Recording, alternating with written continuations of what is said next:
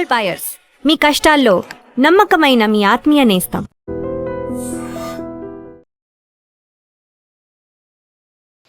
నమస్తే, welcome to I dream. నేను వలి. మహారాష్ట్ర పూణేలో కేతన్ అగర్వాల్ యువ వ్యాపారవేత్త. ఈ కేతన్ అగర్వాల్ని పెళ్లి చేసుకోబోయే అమ్మాయి సియా గోయల్. ఈమె ప్రియుడు చేతన్ కోసం ఈ సియా గోయల్ తను చేసుకోబోయే అబ్బాయిని చాలా దారుణంగా లోయలో తోసేసి చంపేసింది. పోలీసులు క్లారిటీగా తేల్చేశారు. పోలీసులు ఇన్వెస్టిగేషన్లో ఈమె సియా గోయలే చేసుకోబోయే భర్తని చాలా దారుణంగా ప్రియుడితో కలిసి లోయలో పడేసి చంపేసిందని చెప్పి తేల్చేశారు. విచారణ అయిపోయింది. వీళ్ళిద్దరిని అరెస్ట్ కూడా చేశారు.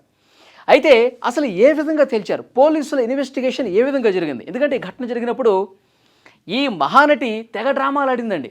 నాకేం తెలీదు, ఒక పెద్ద గాలి వచ్చింది, ఆ గాలికి బ్యాలెన్స్ కోల్పోయాడు, నన్ను ఫోటోలు తీస్తా ఉన్నాడు, నేను పక్క ఫోటోలు తీస్తా ఉన్నాడు, పెద్ద ఎత్తున గాలి వచ్చింది, ఆ గాలికి అక్కడ పట్టుకోవటానికి ఏమీ లేదు, బ్యాలెన్స్ తప్పింది, పట్టు కోల్పోయి కింద పడిపోయాడు, 400 అడుగుల లోతున ఉన్నటువంటి లోయలో పడిపోయి చనిపోయాడని చెప్పి మహానటిలాగా ఏడవటం స్టార్ట్ అయ్యింది. అంటే పోలీసులు అప్పుడు అనుమానాస్పద కేసుగా నమోదు చేసుకున్నారు. కేతన్ అగర్వాల్ చనిపోయిన తర్వాత అతను మృతదేహం తీసి హాస్పిటల్కి పంపించిన తర్వాత పోలీసులు ఇన్వెస్టిగేషన్ స్టార్ట్ చేస్తారు కదా. పోలీసులు అన్ని కోణాల్లో దర్యాప్తు మొదలుపెట్టేశారండి. అంటే ఎంత భయంకరమైనటువంటి వాస్తవాలు పోలీసుల విచారణలో బయటకు వచ్చాయంటే షాక్ అయిపోయారు పోలీసులు. గతంలో హనీమూన్ కేసు, మేఘాలయ హనీమూన్ మాట జరిగింది కదా, సేమ్ డిట్టో, కొంచెం అటు ఇటుగా అదే విధంగా జరిగిందనమాట. పోలీసులు విచారణ ఏ విధంగా చేశారంటే, ఇప్పుడు ఈమె లోహగడ్కి వెళదామని చెప్పింది కదా, అక్కడ ఫోటోలు దిగుదాం. లోహగఢ్ అనేది ఒక చారిత్రక పర్యాటక ప్రాంతం. అక్కడ అంటే మనకి గోల్కొండ కోట ఎలా ఉంటుంది, అది కూడా ఒక కోట అనమాట. సో అక్కడ ఫోటోలు దిగుదాం, అక్కడ మంచి లొకేషన్స్ ఉంటాయి కదా, అక్కడ దిగుదాం అని చెప్పి అనుకుని అక్కడికి వెళ్ళారు. దారి మధ్యలో వీళ్ళు ఇంటి దగ్గర నుంచి మొదలైన దగ్గర నుంచి ఆ లోహగఢ్కి, ఆ ఫోర్ట్కి వెళ్ళే వరకు మొత్తం కూడా క్లియర్గా అబ్జర్వ్ చేస్తూ ఉన్నారు. దారిలో ఏమైనా అనుమానాస్పదంగా కనిపిస్తున్నాయా అని అబ్జర్వ్ చేస్తుంటే ఒక ముసుగు ధరించిన, అంటే మనకి హూడీలు ఉంటాయి కదండి, ఇట్లా ముసుగున్నటువంటి టీషర్ట్స్ ఉంటాయి కదా, అవి ధరించినటువంటి ఒక వ్యక్తి వీళ్ళ కార్ని ఫాలో అయ్యాడు. వెనకాలే కనిపించాడు. పోలీసులకి మామూలుగా అయితే డౌట్ రాదు, కానీ అతను హుడీ ధరించి ఉండటం, తల మీదకి ఇట్లా ముసుగేసుకుని ఉండటం, మధ్యాహ్నం 33 డిగ్రీల ఉష్ణోగ్రత ఉందండి ఆ టైంలో, 33 డిగ్రీస్, అంత ఎండలో, అంత ఉక్కపోతులు, అంత వేడిలో హుడీ ఎందుకు ధరించాడు? అసలు ఎవ్వరూ కూడా, మనిషి అన్నవాడు ఎవడో కూడా అంత ముసుగేసుకుని ఆ ఎండలో వెళ్ళడు. అప్పుడే డౌట్ వచ్చింది. సో ఇతన్ని గుర్తుపెట్టుకోండి, అక్కడ సీసీ కెమెరాలో చూశారు కదా, ఆ వీడియో చూశారు కదా, ఇతన్ని గుర్తుపెట్టుకోండి, ఇంకెక్కడన్నా కనపడతాడేమో. చూస్తే వీళ్ళు వెళ్ళినటువంటి ప్రాంతం ఆ లోహగఢ్ ఏరియాలో, వీళ్ళు ఫోటోలు దిగుతున్నటువంటి ఆ ప్రాంతంలో మళ్ళీ కనిపించాడు. అప్పటికి పోలీసులకి ఇంకొంచెం డౌట్ అనేది బలపడింది.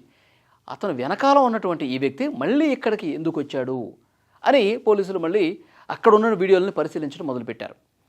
ఒక సందర్భంలో ఒక వీడియోలో ఎట్లా కనిపించిందంటే, వీళ్ళిద్దరూ కేతన్ అగర్వాల్, సియా గోయల్ నడుచుకుంటూ పోతుంటే వెనకాల ఆ ముసుగేసుకున్నటువంటి ఆ హుడీ ధరించినటువంటి వ్యక్తి ఇట్లా నడుచుకుంటూ వస్తున్నాడు. ఈ మహానటి వెనక్కి తిరిగి ఇట్లా చూస్తే వాడు ఒక్కసారిగా నిలబడ్డవాడు కూర్చున్నాడు అనమాట. అంటే సైగలు చేస్తుందని పోలీసులకు అర్థమైపోయింది. సైగలు చేస్తుంది, అతనితో మౌనంగా ఏదో సైగలతో మాట్లాడుతుందని చెప్పి పోలీసులకు అర్థమైపోయింది. సో డౌట్ అనేది ఇంకొంచెం బలపడింది. అసలు వీడి ఎవడు, వీడి పేరేంటి అనేది ఆరా తీశారు. అప్పుడు పోలీసులకు అర్థమైంది ఇతను చేతన్, ఇతని పేరు. మరి ఆ లొకేషన్లో ఇతను ఫోన్ ఉందా అని చెప్పి చెక్ చేశారు. ఫోన్ తీసుకురాకపోగా ఆ ఫోన్ మొబైల్ నెట్ అనేది ఆఫ్ చేశాడు. అంటే పోలీసులకు దొరకకుండా ముందస్తు ప్లాన్ చేసుకుంటారు కదా, అది కూడా పోలీసులకు అర్థమైపోయింది. ఎస్, ఇతనికి ఈమెకి సంబంధం ఉండి ఉండొచ్చు, డెఫినెట్గా ఇతను లోయలో పడటానికి కారణం ఇతను కూడా అయి ఉండొచ్చు అని చెప్పి వాళ్ళకి కొంత పిక్చర్ క్లియర్ అయిపోయి అతని ఫోన్ కాల్ తెప్పించుకొని ఆ డేటా మొత్తం చూశారు. 2044 ఫోన్ కాల్స్ చేసింది ఈ మహాతల్లి. ఈ చేతన్ వీడు ప్రియుడని చెప్పి అర్థమైపోయింది. 2044 ఫోన్ కాల్స్ వాళ్ళిద్దరూ మాట్లాడుకున్నారు, వాట్సాప్ చాటు మాట్లాడుకున్నారు. మొత్తం వీళ్ళిద్దరు బంధం అనేది పోలీసులకి పిక్చర్ మొత్తం క్లియర్ అయిపోయింది. అప్పుడు పోలీసులు తమదైన స్టైల్లో విచారణ చేస్తే అప్పుడు నిజం ఒప్పుకుంది. ఎస్, నా ప్రియుడే, నాకు ఈ పెళ్ళి ఇష్టం లేదు, మేమిద్దరం కలిసి ఇతన్ని లోయలో తోసేశాం అని చెప్పేసిందనమాట. చూడండి ఎంత దారుణంగా అమ్మాయిలు ఎంత సైకోల్లాగా బిహేవ్ చేస్తూ ఉన్నారు. నీకు పెళ్ళి ఇష్టం లేకపోతే, ఇతను నీకు నచ్చకపోతే, నాకు వేరే వాడితో రిలేషన్ ఉంది, నేను వేరే వాడిని ప్రేమిస్తున్నాను, వాడిని చేసుకుంటాను అని చెప్పు. ఇంట్లో ఒప్పుకోకపోతే వెళ్ళి పారిపోయి పెళ్లి చేసుకోండి, అంతేగాని ఇలాంటి అమాయకుల్ని చంపే రైట్ ఎవడిచ్చాడు? ఇది కదా క్వశ్చన్ చేయాల్సింది. అంటే ఎంత ఎంత సైకోల్లాగా క్రిమినల్ మైండ్తో తయారైపోతున్నారండి అమ్మాయిలు. చాలా బాధాకరమైన విషయం. ఈమె ఆ రోజే కాదండి ప్లాన్ చేసింది. అమాయకుడైనటువంటి ఈ కేతన్ని చంపటానికి అంతకుముందు కూడా ఇదే ఫోర్ట్లో, ఇదే ప్రాంతంలో ప్లాన్ చేసింది. కొద్ది రోజుల ముందు మే 31వ తారీఖు అనుకుంటా వీళ్ళిద్దరూ కలిసి మళ్ళీ ఇదే ఫోర్ట్కి వెళ్ళారు. అదే ఫోర్ట్కి వెళ్ళి అదే రకంగా ఆ ఫోటోలు తీస్తున్న క్రమంలో ఆ లోయ ప్రాంతంలో ఒక్కసారిగా ఇట్లా తోసేసింది. తోసేస్తే అక్కడ చిన్న చిన్న కింద చెట్లు పొదలు ఉంటాయి కదా, వాటిని పట్టుకుని ప్రాణాలు దక్కించుకున్నాడు. అప్పుడు ఏం చెప్పిందంటే, ఆ పొదల్లో పాము కనిపించింది, ఆ పాము ఎక్కడ నేను కాటేస్తుందని చెప్పి పక్కకు తోసేశాను, అప్పుడు నువ్వు స్లిప్ అయిపోయి అటు జారి పడిపోయావు అంటే అమాయకుడైనటువంటి కేతన్ ఆ రోజు నమ్మేశాడు. ఆ రోజే నన్ను చంపడానికి ప్రయత్నించింది అని పాపం అతనికి డౌట్ రాలా. ఎందుకంటే ఈమె మహానటి కదా, బాగా యాక్ట్ చేసేస్తుంది. అయ్యో అస్సలు ఎంత ప్రేమ ఒలగబోస్తుందో, అయ్యో ఏమన్నా అయిందా, ఏమైనా దెబ్బలు తగిలియా, అయ్యో నా వల్లే కదా నువ్వు పడిపోయావు అని చెప్పి ఈ విధంగా బిల్డప్లు ఇచ్చుకుంటూ యాక్టింగ్లు చేసుకుంటే పాపం అమాయకుడు కదా కేతన్ అగర్వాల్, అతనికి అర్థం కాల.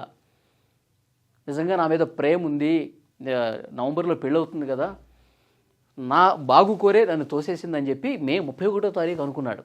కానీ ఆ రోజే నిజంగా అనుమానం వచ్చి ఉంటే, ఆ రోజే బండారం బయట పడి ఉంటే ఇతను బతికుండేవాడు. జూన్ 18వ తారీఖు ఇలా జరిగి ఉండేది కాదు.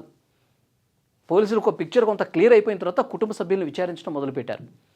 ఇంకొక భయంకరమైన వార్త ఏంటంటే, బాలి వెళ్దాం అనుకున్నారు. ప్రీ వెడ్డింగ్ షూట్ బాలి దేశంలో చేద్దాం అనుకుని డిసైడ్ అయ్యారు. 2 హెలికాప్టర్లు కూడా బుక్ చేశారు. ఏం చేసిందో తెలుసా? పాస్పోర్ట్ మాయం చేసేసింది, ఎక్కడో దాపెట్టేసింది పాస్పోర్టు. అందరి పాస్పోర్ట్లు ఉన్నాయి, అందరూ రెడీ అయిపోయారు. కానీ కేతన్ పాస్పోర్ట్ మిస్ అవ్వటం, కనపడకపోవటం చేత క్యాన్సిల్ అయిపోయింది ఆ ట్రిప్పు. ఇప్పుడు అర్థమవుతుంది పోలీసులకి, వీళ్ళ కుటుంబ సభ్యులకి, ఆహా ఈ మహాతల్లే బాలీకి పోకుండా, ఆ ప్రీ వెడ్డింగ్ షూట్ జరగకుండా కుట్ర చేసిందని చెప్పి ఇప్పుడు అర్థమవుతుంది వాళ్ళ కుటుంబ సభ్యులకి. సో డెఫినెట్గా అంటే ఒక మనిషిని చంపటానికి ఎన్ని ప్లాన్లు వేయాలో అన్ని ప్లాన్లు వేసిందండి. నిజంగా మనిషి ఇష్టం లేకపోతే, వేరే వాడితో రిలేషన్షిప్ ఉంటే ధైర్యంగా చెప్పాలి, లేదంటే వెళ్ళిపోయి పెళ్లి చేసుకోవాలి, లేదంటే పోలీసులను ఆశ్రయించాలి. అంతేగాని ఎంత క్రూరత్వం అండి, అమాయకుల్ని చంపేయటం అంటే ఎంత క్రూరత్వం, ఎంత బాధ కలిగే విషయం. చూడండి, అంటే ఇలాంటి క్రిమినల్ మైండ్ ఉన్నవాళ్ళు సమాజంలో ఉండటం అవసరమా? సమాజంలో అందరితో పాటు జీవనం సాగించడం అనేది కరెక్టేనా? ఈరోజు కేతను చంపింది, రేపు ఇంకొకళ్ళని చంపుతుంది. కాబట్టి డెఫినెట్గా వీళ్ళిద్దరు ప్రజెంట్ పోలీసులు అరెస్ట్ చేసి జైల్లో వేశారు. అప్పుడు మేఘాలయ హనీమూన్ మర్డర్ జరిగినప్పుడు కూడా సుపారీ గ్యాంగ్కి లక్షల రూపాయలు డబ్బులు ఇచ్చేసి అప్పుడు కూడా కత్తులతో పొడిచి చంపేసింది, లోయలో పడేసి చంపేసింది. రాజా రఘువంశీ మంచి ఫ్యామిలీ వాళ్ళు కూడా. కానీ ప్రియుడు మోజులో పడి ఇలాంటి సైకోలు చంపేస్తూ ఉన్నారు. చంపటానికి వెనకాట్లా, మళ్ళీ చంపితే నా మీద కేసు అవుతుంది, అరెస్ట్ చేస్తారు, జైల్లో ఏం పట్టించుకోవట్లా. నాకు ఇప్పటికిప్పుడు వీడు చచ్చిపోవాలంతే, నేను నా ప్రియుడితో, నా బాయ్ ఫ్రెండ్తో హ్యాపీగా ఎక్కడికన్నా వెళ్ళిపోవాలా, ఎంజాయ్ చేయాలా, ఇదే చూస్తున్నారు. కానీ జీవితం తర్వాత ఎలా ఉంటుందన్నది కూడా కనీసం ఆలోచన లేదు. ఇలాంటి వాళ్ళు ఏం చేయాలి చెప్పండి? Please comment.